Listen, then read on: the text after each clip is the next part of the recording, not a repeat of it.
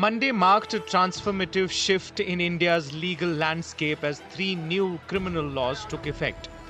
They replaced the long-standing colonial-era statutes.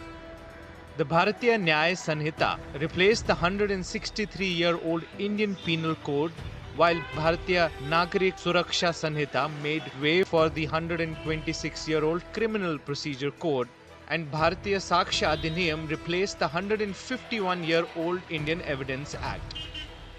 Championed by the government as laws by Indians for Indians, these reforms promise sweeping changes but have sparked a debate. Largely, the three acts in substance otherwise remains the same.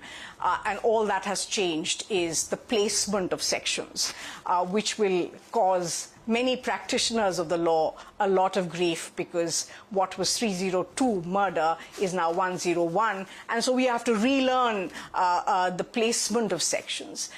There has been amalgamation of many sections. So in many respects, this is just a cut and paste job. And some of those changes are not particularly welcome as far as I'm concerned. The new criminal laws introduce concepts like absentee trials, technology in investigations, and electronic summons. Under the new laws, the arrestees have the right to inform someone and have provisions which include zero FIR without the court's permission and forensic examinations. Rape victims' statements are to be recorded by women police in the presence of family members. Non-consensual homosexual acts have been decriminalized, while organized crimes are defined and marital rape is omitted. Punishments have now increased for crimes against young girls.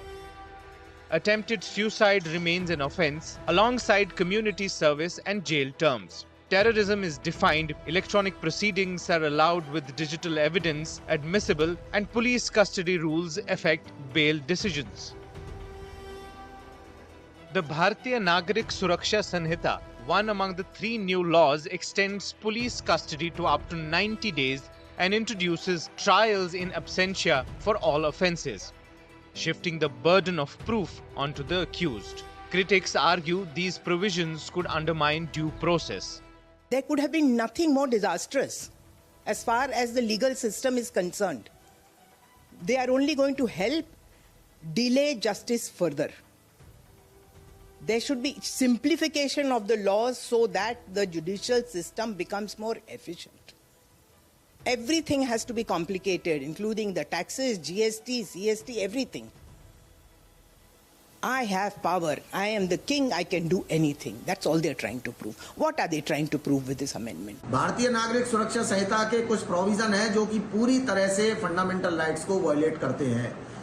187 subsection 2 और 3 है जो BNSS का, वो remand के बारे में बताता है कि अब नए कानून में पुलिस 3 दिन का रिमांड मान लीजिए लेती है पहले, उसके बाद एक्यूज्ड को जुडिशियल कस्टडी भेज दिया जाएगा, उसके बाद फिर वह और रिमांड ले सकती है, और ये प्रोसेस इन टोटल 30 डेज का हो सकता है रिमांड का। और इस रिमांड को 60 डेज, जैसा कि ऑफेंस है, मान लीजिए मजिस्ट्रेट ट्रायल है तो 60 डेज के अंदर चार्जशीट फाइल करना होता है, या सेशन केस है उसमें 90 डेज के अंदर चार्जशीट फाइल करना होता है, तो विद इन 60 डेज और 90 डेज में ये रिमांड कभी भी ले सकती है।